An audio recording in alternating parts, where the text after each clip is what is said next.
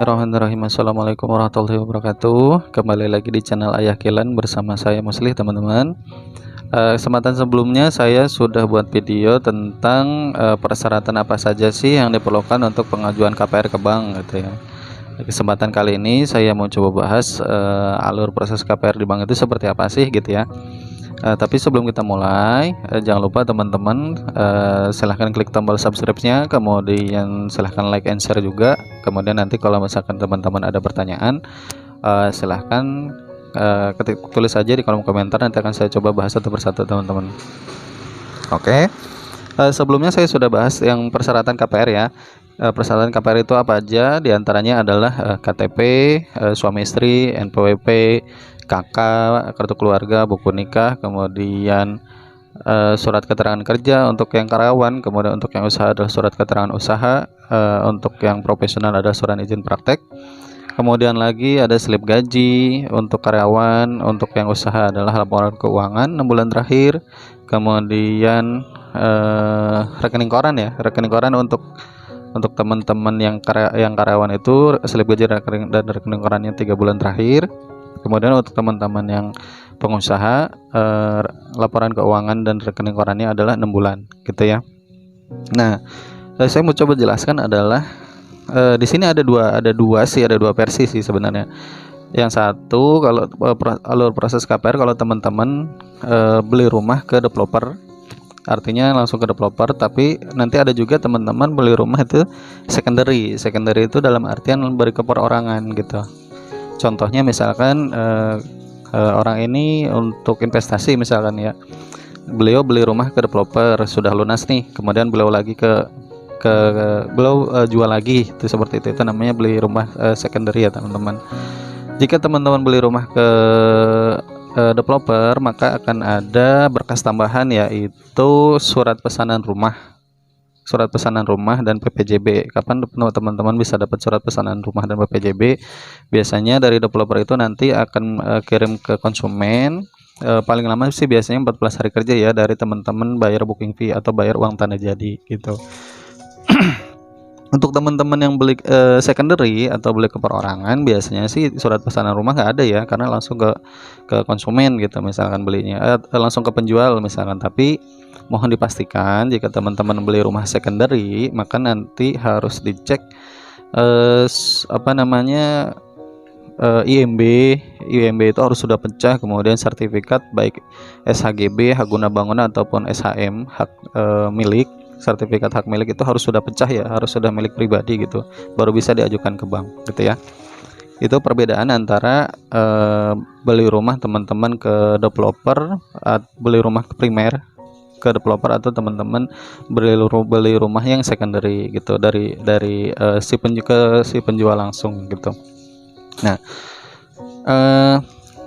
prosesnya gimana sih gitu ya. Saya coba bahas yang ke developer dulu ya. Kalau teman-teman beli rumah ke developer, nah misalkan yang pertama adalah tim KPR. Biasanya di developer tuh ada tim KPR khusus yang menangani proses KPR konsumen gitu ya. Nah, biasanya 3 bulan sebelum jatuh tempo KPR, nanti tim KPR akan kirim surat pemberitahuan ke konsumen bahwa konsumen ini harus segera mengirimkan berkas KPR yang diperlukan gitu. Caranya bisa melalui surat, bisa melalui SMS blast, bisa juga kadang melalui WA. Tim PAC KPR ini biasa pemberitahuan ke konsumen melalui WA juga sih gitu. Kapan nih dimulainya? Nah, misalkan saya kasih contoh, jatuh tempo KPR teman-teman ini di bulan September misalkan. Kapan diminta mulai dikirim surat pemberitahuan untuk kirim berkas itu adalah di bulan Juni. Jadi 3 bulan sebelum jatuh tempo KPR, misalnya Juni, tim KPR sudah kirim surat pemberitahuan ke konsumen untuk segera mengirimkan berkas KPR yang tadi di awal saya sebutkan. 3 bulan itu jadi Juni, Juli, Agustus, September. Nah teman-teman, artinya jatuh tempo KPR ini di bulan September gitu. Itu ya teman-teman, mulai dimintakan di bulan Juni, jadi 3 bulan sebelum jatuh tempo KPR. Nah, biasanya kenapa tim KPR baru minta berkas ke konsumen itu 3 bulan sebelum jatuh tempo KPR gitu? Alasannya adalah Karena kami developer biasanya mengikuti masa berlaku SPK atau surat persetujuan kredit dari bank. Nah, masa berlaku SPK ini biasanya maksimal hanya 90 hari, hanya 3 bulan saja gitu jatuh temponya. Nah, kemudian bisa nggak sih kalau misalkan teman-teman jatuh temponya bulan September, bulan 9, oh masih jauh, atau 6 bulan sebelum jatuh tempo KPR itu saya mau proses aja ke bank gitu, bisa nggak sih? Sebenarnya sih bisa aja, nggak masalah, dengan catatan kalau misalkan nanti teman-teman proses ke bank dan kemudian disetujui oleh bank, di approve lah katakanlah proses KPR-nya, maka teman-teman harus punya komitmen, harus berkomitmen bahwa nanti saya akan langsung akad sama bank gitu. Tapi kalau misalnya teman-teman mau akadnya sesuai jatuh tempo KPR di bulan September, artinya ke teman-teman nih baru proses KPR, mau proses KPR ke bank itu 6 bulan sebelum jatuh tempo misalkan. Ini kan ada waktu, selang waktu 6 bulan ya. Sementara masa berlaku SPK dari bank itu masa berlakunya hanya 90 hari, hanya 3 bulan saja. Nah, teman-teman misalkan mau akadnya setelah cicilan DP normal aja gitu, nanti otomatis si masa berlaku SPK ini keburu expired gitu. Dengan kata lain, si bank nanti jadi seperti bekerja sia-sia gitu ya. Biasanya pihak bank nggak mau gitu. Harus ada komitmen dulu baru mereka mau mengerjakan. Kalau misalkan jatuh tempo KPR teman-teman ini masih jauh, biasanya seperti itu ya teman-teman. Jadi proses pertama adalah tim KPR akan minta berkas KPR ke bank 3 bulan sebelum jatuh tempo KPR, itu yang pertama. Nah, misalkan jatuh tempo KPR teman-teman itu bulan September, di bulan Juni si tim KPR sudah kirim berkas sudah kirim surat ke konsumen untuk segera mengirimkan berkas KPR ke developer gitu ya. Katakanlah misalkan teman-teman butuh waktu dari Juni itu, saya butuh saya butuh minta ke HRD dulu nih, minta waktu untuk surat keterangan kerja lah, slip gaji lah, misalkan butuh waktu 1 bulan. Biasanya sih seperti itu yang sering terjadi ya. Kami tim KPR minta minta kirim surat ke konsumen di bulan Juli. Nah, di bulan Juni teman-teman baru bisa ngirim ke developer itu di bulan Juli. Nah, sementara jatuh tempo teman-teman itu September. Jadi proses ke bank itu nanti di Juli, Agustus, September, 3 bulan. Seperti itu alasannya. Nah, prosesnya kalau misalkan di bulan Juli teman-teman sudah kirim berkas ke tim KPR di developer, biasanya kami langsung kirim ke bank gitu ya, langsung kirim ke bank. Nah, tergantung teman-teman nih. Teman-teman sebelum beli rumah pastikan dulu, tanyakan ke marketingnya, ke marketing properti atau sales propertinya, perumahan ini bank yang sudah kerjasama, yang sudah bisa proses apa saja. Tanyain, ini penting ya, harus ditanyain. Kenapa harus ditanyain? Karena kadang-kadang beda ya, maksudnya di press list misalkan sudah dicantumkan 5 bank, misalkan 5 bank, ternyata yang sudah bisa proses itu baru 2 bank atau 3 bank saja. Itu penting tuh, beda. Nanti akan berpengaruh gitu ya teman-teman. Pastikan juga kalau bisa di perumahan yang teman-teman mau ambil ini, untuk lebih amannya harus ada minimal 1 bank BUMN kalau bisa. Kalau misalkan yang kerjasama hanya bank swasta saja, nanti akan berpengaruh gitu. Karena seperti di info saya sebelumnya, misalnya karyawan kontrak di bank swasta nggak bisa proses gitu, hanya bank BUMN saja mau proses karyawan kontrak. Otomatis kalau teman-teman misalkan ambil perumahan, di rumah tersebut KPR-nya yang kerjasama cuma bank swasta saja, berarti si bank swasta ini kalau teman-teman karyawan kontrak otomatis tidak bisa diproses, dengan kata lain akan ditolak gitu ya teman-teman. Oke. Kami proses ke bank itu biasanya langsung paralel itu misalkan di banknya, di developer itu, di perumahan itu yang kerjasama misalkan ada 4 bank ini misalkan bank swasta semua, kami tuh langsung kirim dari tim KPR developer itu, langsung kirim ke bank itu, langsung kirim berbarengan ke 4 bank. Contoh di developer kami, bank yang kerjasama ada UOB, bank swasta ya, UOB, OCBC, NISP, CMB Niaga sama Maybank. Kami biasanya kirim data konsumen ini langsung ke 4 bank tersebut. Nah, gitu ya teman-teman. Fungsinya apa langsung kirim ke 4 bank itu? Nanti teman-teman bisa bandingkan. Contohnya misalkan dari keempat bank ini proses berbarengan. Terus dari keempat bank ini misalkan disetujui semua nih teman-teman proses KPR-nya. pengajuan KPR ke banknya disetujui semua. Dari 4 bank ini nanti teman-teman bisa bandingin, misalnya perbandingannya adalah dari suku bunga yang ditawarkan, kemudian promo yang sedang berlangsung saat itu, dan kemudian nanti biasanya konsumen itu compare dari biaya akad juga sih, seperti itu. Nah, saat kami kan kirim berkas konsumen ke bank. Nah, proses di bank itu ngapain aja sih gitu. Nah, yang pertama yang dilakukan oleh pihak bank adalah akan proses BI checking. BI checking ini nanti yang diproses adalah BI checking data suami maupun data istri ya kalau sudah menikah. Tidak bisa hanya satu orang, satu pihak saja, misalnya si istri aja itu nggak bisa. Biasanya suami istri akan dua-duanya diproses BI checking. Kalau misalkan data istri bagus tapi data suaminya nggak bagus, ya bisa jadi nanti akan di reject gitu, seperti itu. Jadi dua-duanya baik si suami maupun istri BI checkingnya harus bagus, seperti itu teman-teman. Nah, sambil menunggu proses BI checking, biasanya nanti marketing bank akan mengirimkan form pengajuan KPR atau LTV. LTV itu loan to value ya teman-teman, pinjaman.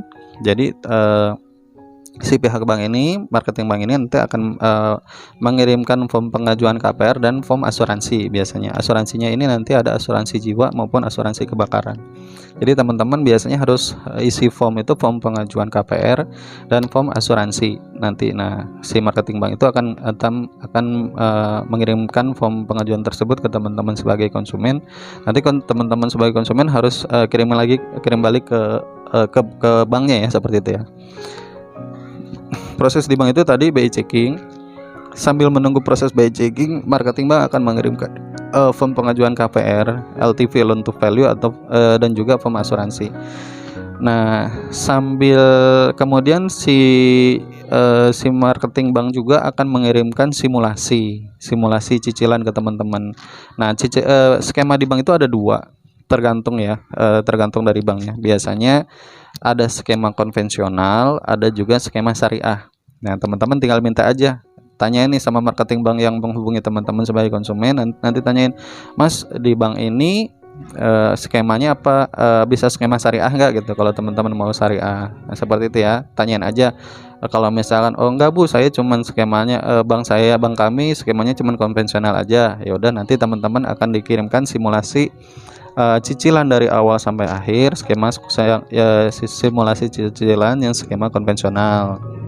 Nah, tapi kalau teman-teman mau skema syariah bisa, dan kebetulan bank itu bisa skema syariah, ya tinggal minta aja skema cicilannya seperti apa. Nanti akan dibuatkan simulasi cicilan oleh marketing banknya, seperti itu ya teman-teman. Nah, untuk skema konvensional itu jadi floating ya. Skema itu floating itu mengambang. Biasanya ada masa fix. Kemudian setelah masa fix berakhir nanti akan floating. Fixer contohnya gini, teman-teman akan dikirimkan simulasi oleh marketing bank, misalkan Pak, cicilan Bapak mau ambil tenor 15 tahun misalkan. Nah, ada skema fixednya, setelah itu skema tetap ya, maksudnya cicilannya tetap, setelah itu akan floating kalau skema konvensional. Contoh, teman-teman ambil cicilan yang tenornya 15 tahun. Misalkan teman-teman ambil di pertama itu masa fix rate selama 5 tahun pertama, misalkan fix untuk skema konvensional ya. Fix itu tetap, setelah 5 tahun itu cicilannya tetap. Tapi setelah 5 tahun nanti akan ada floating. Floating itu mengambang, cuman suku bunganya ini nanti kita nggak bisa menentukan berapa ya. Pihak bank juga pun sebenarnya karena mengambang jadi belum jelas nanti cicilan setelah 5 tahun masa fixed rate itu akan tanda tanya, karena mengambang mengikuti SDBI, suku bunga dasar Bank Indonesia gitu. Tapi kalau skema syariah, biasanya syariah ini menggunakan skema yang murabahah ya, skema akad syariah murabahah gitu. Nah, kalau skema syariah sih biasanya sih dari cicilan awal, cicilan pertama sampai ke pelunasan nanti sudah tetap ya, maksudnya cicilannya itu dikasih tahu dari awal. Misalkan cicilan dari tahun pertama sampai pelunasan itu flat, misalnya seperti itu, cicilannya berapa, itu biasanya sudah dikasih tahu dari awal. Tapi kalau skema konvensional biasanya yang dikasih tahu itu yang si marketing bank bisa menentukan itu si masa fixed rate-nya sudah pasti, tapi setelah masa floating itu masih simulasi. Jadi dikasih simulasi, tapi untuk angka pastinya nanti kemungkinan akan berubah gitu. Selama misalkan 5 tahun pertama fixed rate cicilan tetap, tapi setelah masa fixed rate itu misalnya cicilannya floating. Nah, itu belum tahu pasti nanti, soalnya mengikuti SDBI, suku bunga dasar Bank Indonesia gitu ya. Nah, tadi proses BI checking, kemudian pihak bank akan mengirimkan form pengajuan KPR atau LTV, kemudian nanti pihak bank juga akan kasih simulasi cicilan KPR-nya. Nah, jika ketiganya sudah diisi form pengajuan KPR, nanti akan langsung dikasih ke analis kredit, diajukan lagi ke analis kredit. Di analis kredit itu nanti cek lagi misalnya status pekerjaan sudah karyawan tetap atau belum, gajinya berapa, seperti itu. Nah, paling cepat di bank itu kalau misalnya data konsumen bagus, prosesnya itu paling cepat 14 hari kerja atau kurang lebih 3 minggu sampai 1 bulan. Kita ambil 1 bulan lah ya. Juli teman-teman kirim berkas ke pihak bank, proses di bank itu 1 bulan, jadi misalnya sampai Agustus. Kalau data teman-teman bagus, di Agustus itu sudah terbit SPK atau surat persetujuan kredit. Masing-masing bank beda-beda sih ya istilahnya, ada SPK, ada SP3K, ada offering letter gitu ya. Tapi kami developer sih biasa menyamakan SPK aja, surat persetujuan kredit dari bank. Nah, kalau surat persetujuan kredit dari bank ini di Agustus sudah terbit, tergantung teman-teman. Kalau teman-teman mau langsung akad silahkan. Biasanya, tapi kalau untuk syarat akad itu yang penting DP harus sudah lunas ya. Dalam artian teman-teman percepatan pembayaran DP gitu. Kalau misalnya teman-teman mau akadnya nanti aja deh Mas, di bulan September sesuai jatuh tempo KPR, begitu pun boleh, nggak apa-apa. Kenapa? Karena masa berlaku SPK dari bank itu kan 90 hari. Jadi sampai bulan September itu SPK surat persetujuan kredit dari banknya masih berlaku gitu, jadi masih aman. Nah, itulah kenapa alasan 3 bulan kita proses sebelum jatuh tempo KPR gitu. Misalkan gini, kemudian misalkan Mas, saya nggak mau ribet Mas, tadi kan Mas bilang di awal proses ke 4 bank ya gitu, saya nggak mau ribet, saya mau 1 bank aja deh. Yang penting saya yakin 1 bank aja, boleh nggak? Boleh, nggak apa-apa, nggak masalah. Yang penting Bapak Ibu bisa memastikan di bank itu bisa approve, bisa disetujui gitu. Karena kalau misalkan ternyata di bank yang Ibu pilih proses 1 bank doang itu ditolak, ya nanti ribet proses lagi ke bank yang lain. Jadi biar nggak buang-buang waktu gitu ya. Maksudnya lebih baik sekalian aja sekaligus diproses gitu ya. Seperti itu. Jika seperti tadi, kalau misalkan sudah approve di bank, jika di awal sudah ada bank yang approve, bank swasta misalkan bank approve, kalau misalkan teman-teman mau langsung akad boleh, tapi kalau misalkan mau akadnya sesuai jatuh tempo KPR nanti di bulan September juga nggak masalah, masa berlakunya masih gitu ya. Nah, kemudian gini, ada lagi pertanyaan, misalkan Mas, saya untuk suku bunga bank yang kerjasama dengan developer ini gak cocok nih Mas gitu. Saya mau proses ke bank yang lain aja deh, ke bank yang tidak kerjasama, itu bisa atau tidak itu? Biasanya kalau seperti itu ada syarat dan ketentuan ya, syarat ketentuan berlaku. Biasanya ada syarat dari developer, ada syarat dari bank. Untuk syarat dari bank yang tidak kerjasama dengan developer, biasanya unit rumah harus sudah ready stock, dalam artian harus sudah siap huni ya, siap huni 100%. Kemudian sertifikat harus sudah pecah, entah SHGB atau SHM itu harus sudah pecah per unit. Kemudian IMB juga harus sudah pecah per unit gitu. Nah, syarat dari developernya untuk pencairan ke developer itu harus langsung 100%. Itu seperti itu ya kalau teman-teman mau proses ke bank yang tidak kerjasama dengan developer gitu. Bisa aja, tapi ya ada syarat dan ketentuan berlaku gitu. Nah, intinya sih seperti itu aja teman-teman proses di bank. Jadi gampangnya proses di bank itu nanti teman-teman akan diminta berkas oleh tim KPR developer, kemudian teman-teman kirim berkas misalnya teman-teman kirim berkas ke developer, dari tim KPR developer nanti akan kirim berkas teman-teman ini ke marketing bank masing-masing,